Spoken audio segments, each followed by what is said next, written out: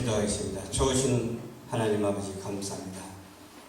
오늘도 주님께서 인도하여 주셔서 이렇게 주님 앞에 금요 기도회를 통해서 영광을 받으시고 주님의 은혜와 사랑이 넘치는 축복의 밤이 되게 하옵소서. 시종을 주님께 맡기옵고 예수님 이름으로 기도하옵나이다. 아멘. 오늘 은혜 받을 하나님의 말씀은 시편 1편 1절로 6절의 말씀입니다.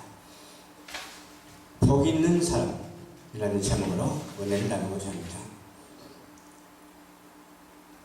복 있는 사람은 어떤 사람이 복이 있는 사람입니다. 다 누구나 복을 원합니다. 그러나 복의 근원 대신 하나님을 알지 못하고 복을 원하는 것은 그것은 어불성설에 불과합니다.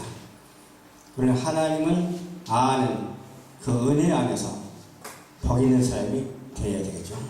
그래서 1절 보니까 복 있는 사람은 악인의 꾀를 쫓지 아니하며 그랬어요. 우리는 복 있는 사람이니까 악인과 함께 해야 되겠어요? 안 해야 되겠어요? 함께 하면 안 되죠. 악인을 향해서 복음을 증거해서 선한 사람이 되도록 기도해야 될 줄로 믿습니다. 그들과 짝하면 안 된다는 거예요. 또 죄인의 길에 서지 아니하며 그랬어요. 죄인의 길이 어떤 길입니까? 악인의 길이 죄인의 길이죠. 여러 갈래의 길이 있습니다. 세 갈래의 길이 있다면 또 중앙으로 가는 길이 있고 좌로 가는 길이 있고 우로 가는 길이 있습니다. 그렇다면 우리는 중앙으로 가는 길을 주님을 바라보며 가는 길을 죄인의 왼편길로 가지 아니하고 중앙으로 잘 걸어가서 하나님의 의와 사랑이 넘치는 행로를 우리는 우리 삶을 통해서 걸어가야 돼요. 그래서 죄인의 길에 서지도 않고 걷지도 아니하고 오만한 자의 자리에 또 있지도 말아야 돼요. 오만한 자의 자리에 앉지도 말아야 돼요. 오만한 자와 함께 하지도 말아야 돼요. 오만한 자와 말하지도 말아야 돼요. 오만한 자와 내통하지도 말아야 돼요. 아멘. 내통하면은 자칫 잘못하면 사단이 틈타잖아요. 아멘. 우리는 거룩한 자와 함께하는 우리 모두가 되어야 되겠어요. 그러면 거룩한 자는 어떤 자냐? 바로 복이 있는 자가 거룩한 자고요. 또 거룩한 자는 어떤 자냐? 의의 길을 걸어가는 자가 복이 있는 자요. 의의 길을 걸어가기 위해서는 어떻게 해요? 하나님을 만나야 돼요. 우리 주님과 함께 동행을 해야 돼요. 하나님을 동행하지 아니하고 주님을 동행하지 아니한다면 그건 의의 길이 아니에요. 하나님과 또 우리의 주님의 길을 걸어가면서 의에 동행하면서 가는 의로운 축복된 우리 하나님을 택한 자녀들이 다 되어야 될 줄로 믿습니다. 오직 여호와의 율법을 즐거워하라고 했죠. 율법이 뭡니까? 하나님의 말씀이잖아요. 또 하나님의 말씀이 뭡니까? 은혜이잖아요. 하나님의 말씀은 은혜이고 우리의 또 삶의 모습이 하나님의 말씀으로 되어져 가고 있잖아요. 오늘 내가 저기 웨이프 용지를 사러 가는데 은혜와 진리 교회 어떤 한 사역자가 신문을 주더라고.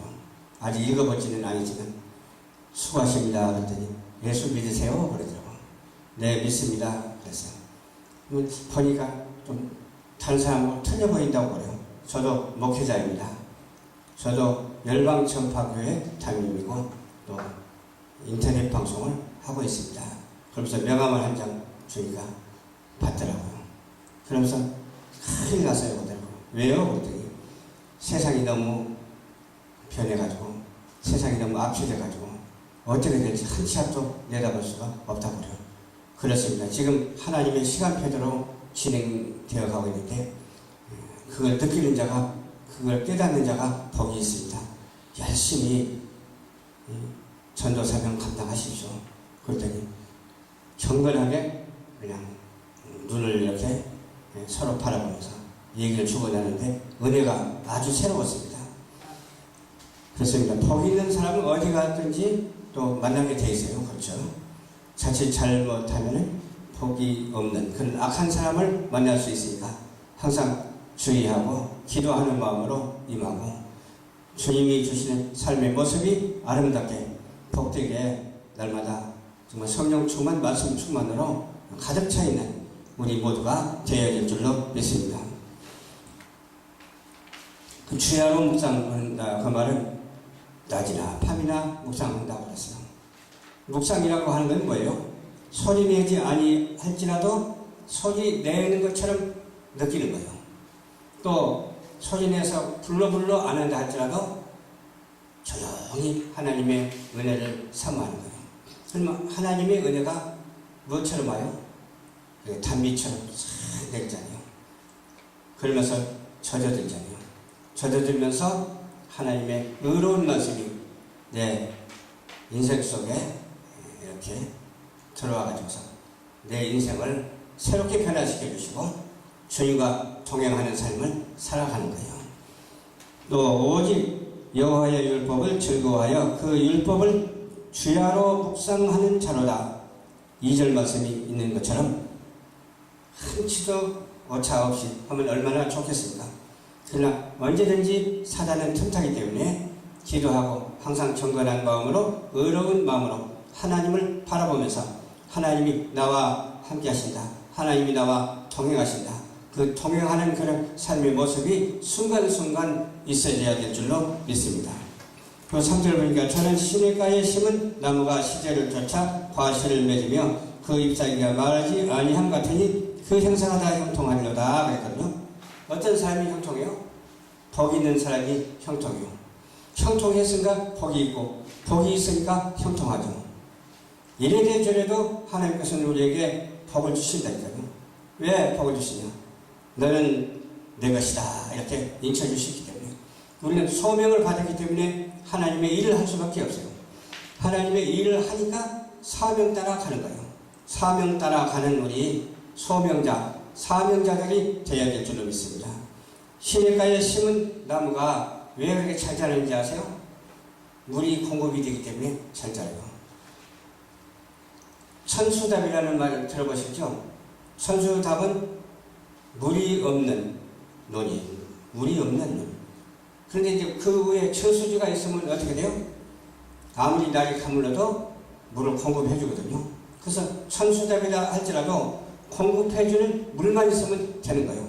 우리가 아무리 영혼이 메말라 할지라도 내 아버지 하나님께서 내려주시잖아요. 은혜를 내려주시고 공급해 주시잖아요. 날마다 그 달벼와 같이 내려주시는 하나님의 은혜 속에서 그 천수답의 그 벼가 쑥쑥 자라는 것처럼 우리의 신앙생활도 하나님이 공급하여 주시는 그 은혜로 말미암아 쑥쑥 자라고 있는 거예요. 부모가 자식을 사랑한 것 같이 우리 하나님께서 우리를 자녀 삼아 주시고 사랑해 주시고 계세요. 얼마만큼 사랑하냐? 우리는 모르고 지나갈 때가 참 많아도 하나님께서는 지극히 사랑하십니다. 그 사랑하심의 속에서 어떤 것이 문제가 되겠어요? 하나님이 사랑하는 자를 침범하면 어떻게 되겠어요? 막아주세요. 또 하나님이 사랑하는 자에게 아낌없이 주신다니까요. 무엇을 주시냐? 영적인 은혜를 허락해 주시고 물질적인 것도 허락해 주시고 좋은 사람도 만나게 해주시고 좋은 환경도 허락해 주시는 줄 믿으시길 바랍니다. 아기는 그렇지 않다고 그랬어요. 오직 바람에 나는 겨와 같도다. 바람 불면 건부락지가 어떻게 날아가나요? 막 그냥 훌쩍훌쩍하면서 막 그냥 손살같이 날아가더라고요. 바람이 불면은 굴 쪽에서 연기가 나오잖아요. 그냥 슉 꺾어져서 날아가요. 바람이 불면.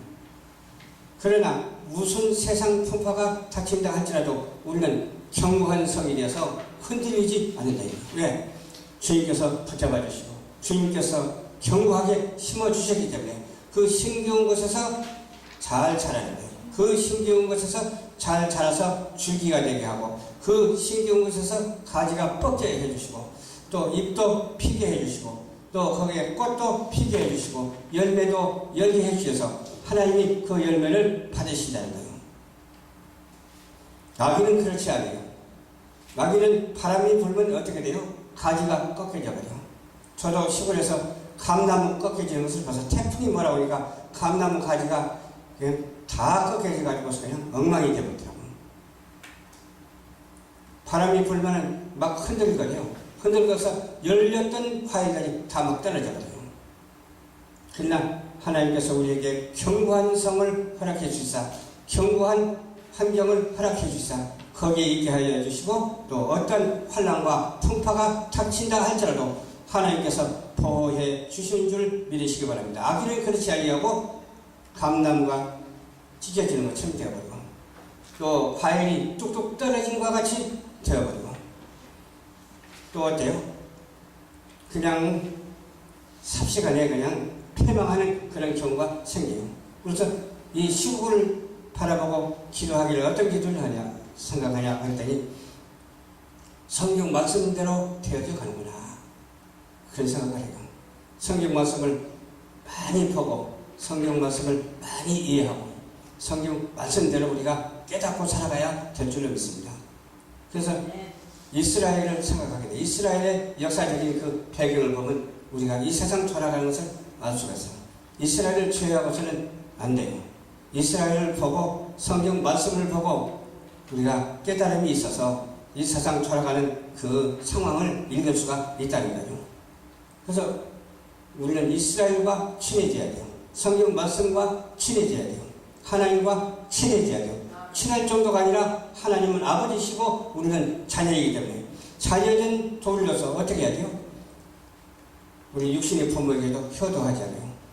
하늘 아버지께 효도하는 자가 되어야 될 줄로 믿습니다. 효도, 순종하는 자가 되어야 될 줄로 믿습니다. 복종하는 자가 되어야 될 줄로 믿습니다. 순종이라는 의미는 참 얼마나 아름답고 거룩한지 몰라요. 순응한다, 순종한다, 좀 비슷한 말이죠. 순응이라고 하는 것은 어떤 섭리에 순응한다 그 말이고, 순종한다 이 말은 직접적인 거예요. 하나님이 말씀을 들려주실 때 네 하고 아멘 하면서 순종하는 거예요. 또 복종하는 거예요. 복종. 부모에게 복종을 해야 돼요. 부모에게 이유가 없어. 부모하고 따지는 사람이 있습니까? 부모하고 절대 따지지 마세요. 부모는 나를 낳아주신 분이고 창조의 은총을 허락해 주셔서 또 나로 하여금 부모에게 효도하게 하시고 나로 하여금 하나님께 충성봉사할 수 있도록 해주시고 나로 하여금 은혜와 사랑과 기쁨으로 살게 해주신 그 은혜에 감사하면서 죄인의 길에 서지 아니하고 의인의 길에 서서 그러므로 악인의 심판을 견디지 못하기 때문에 우리는 심판을 어떻게 이길 수가 있습니다. 왜? 그 많은 힘이 있기 때문에 그래요. 그 많은 힘이 어디서 옵니까? 하나님께서 주시기 때문에 그래요. 우리의 힘은 없어요. 하나님께서 주신 힘만이 존재하는 거예요. 말씀만이 존재하고 하나님의 섭리만이 존재하는 거예요. 창조의 섭리만이 존재하는 거예요. 창조의 섭리가 없는 것은 아무것도 없습니다. 먼저 하나 날아가는 것도 창조의 섭리예요. 하나님의 섭리죠. 그러니까 인생이 한 발자국 두 발자국 걸어가는 것도 하나님의 섭리예요. 인생이 사랑하고 좋아서 노래하고 기쁨이 충만한 것도 하나님의 섭리예요. 하나님의 섭리 가운데서 악인과 같이 하지 아니하고 시와 찬미와 아름다운 노래로 서로 화답하면서 하나님께 영광을 돌리고 그 은혜의 축복된 삶을 우리는 한량없이 누리면서 하나님께 영광을 돌리고 살아드리는 그런 우리 모두가 되어야 될 줄로 믿습니다. 심판을 견디는 자가 되어야 될 줄로 믿습니다. 대제 의인의 길은 여호와께서 인정하시나 악인의 길은 뭐라고 써요? 확실하게 이렇게 나와 있잖아요. 망하려다. 어떤 게 악이지고 어떤 게 악인이 아닌지를 우리는 말씀을 통해서 알 수가 있습니다. 어떤 국가가 악인의 국가고 어떤 국가가 선한 국가인가 확실하게 알 수 있습니다. 우리는 뭘 보고 알 수 있느냐? 하나님의 말씀에 비춰보고 알 수 있습니다.